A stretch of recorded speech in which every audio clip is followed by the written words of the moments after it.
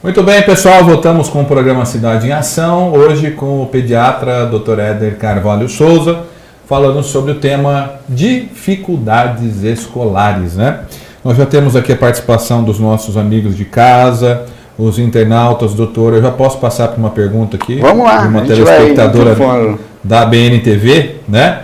Vamos falar aqui então, a pergunta da Valdirene, né? Tudo bem, Valdirene? Está assistindo lá na casa dela. Doutor, tenho 3 filhos e todos eu tenho me estressado com relação à escrita, provas, etc. Até a lição de casa eles não fazem, enquanto não coloco de castigo. E não é só eu, muitas outras mães e amiguinhos deles reclamam.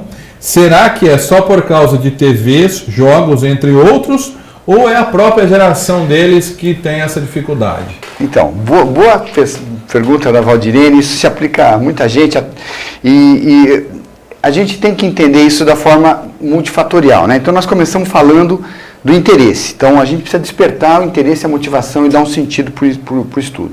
A gente tem a questão da atenção que realmente está cada vez mais limitada nas crianças e isso requer, inclusive, dos professores um dinamismo maior e uma capacidade de alternar os seus instrumentos, né, no processo de ensino-aprendizagem para torná-lo motivador.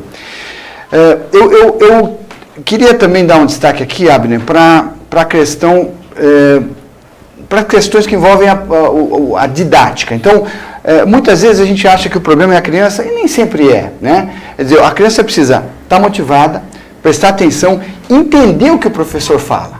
Né? Então, é um desafio, eu falo com professores também.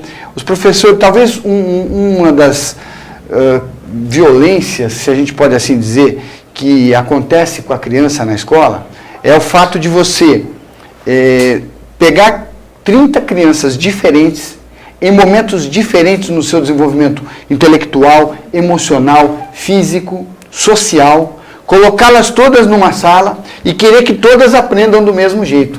E as crianças não aprendem do mesmo jeito. Cada uma aprende de um jeito.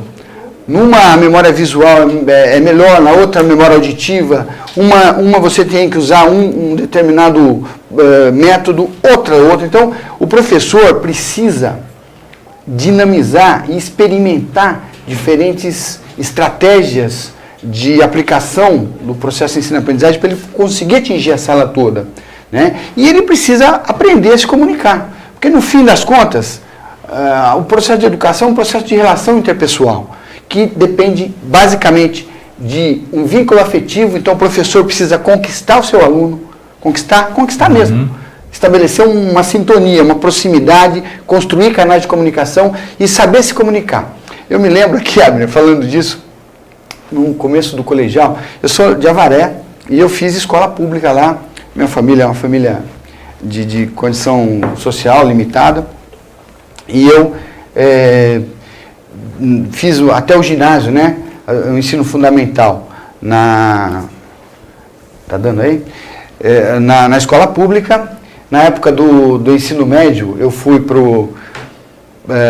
uma escola privada, graças a um concurso, teve lá uma prova de bolsa, e eu fui para...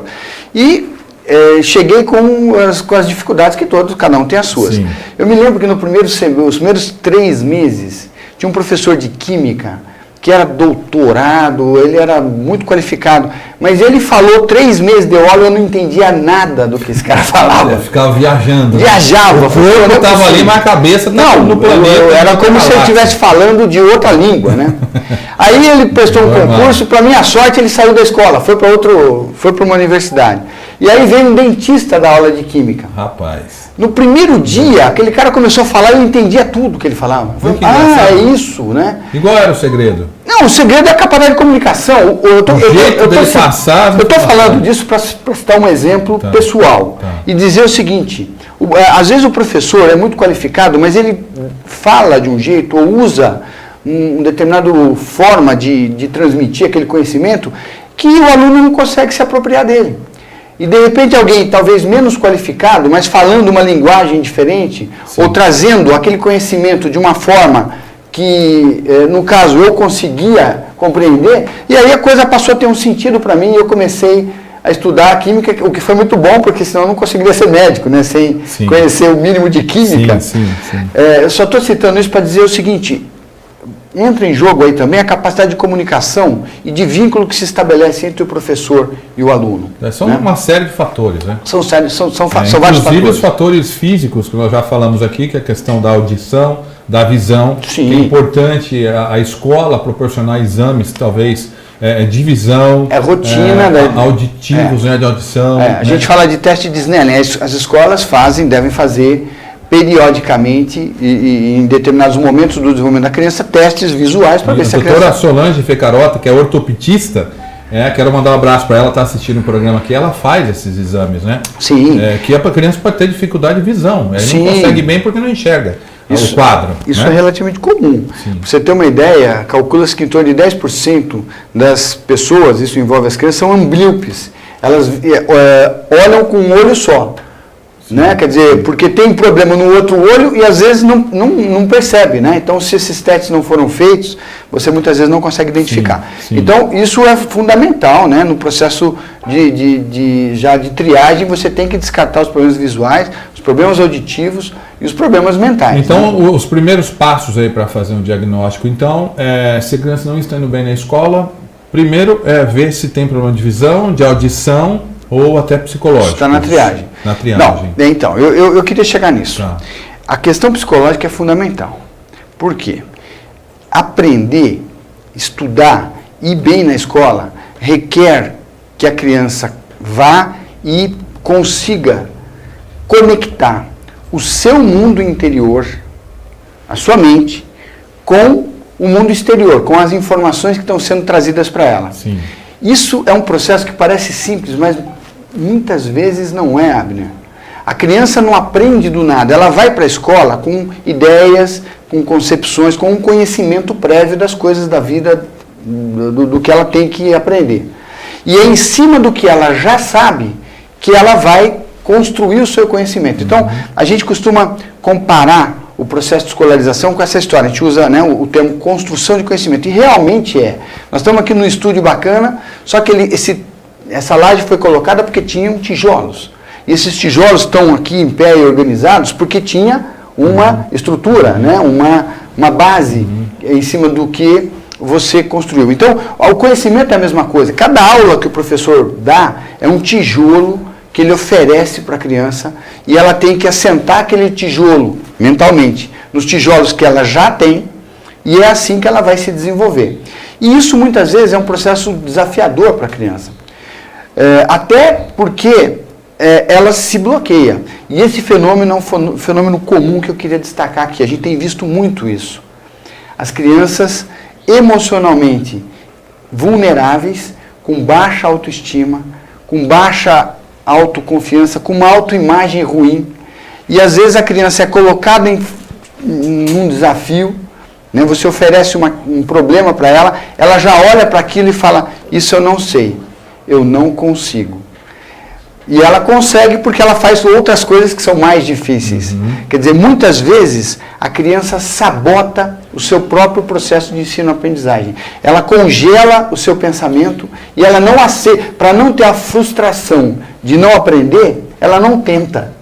E isso é muito comum. Isso é basicamente um fator emocional. E o que causa isso? Então, uma baixa autoestima e uma baixa autoconfiança. Devido ao ambiente familiar, provavelmente. Devido a uma série de circunstâncias que a família, a escola ou outros ambientes influenciaram no sentido de fazer com que a criança não tenha essa habilidade. Quer dizer, ela não conseguiu se organizar para ela enfrentar o processo de ensino-aprendizagem, se organizar mentalmente, emocionalmente, psicologicamente, afetivamente. Às vezes uma crítica destrutiva de um professor, né? Você é incapaz, você é isso, você é... E tem muito disso ainda hoje? Existe isso ainda? Mas demais. Abner, a criança é muito sensível aos comentários que se faz dela. Não é raro, nesse ambulatório que eu faço, não é raro eu receber lá um pai, uma mãe, com uma criança de 7, 8 anos, e ele olhar para mim e falar assim, doutor, esse moleque aqui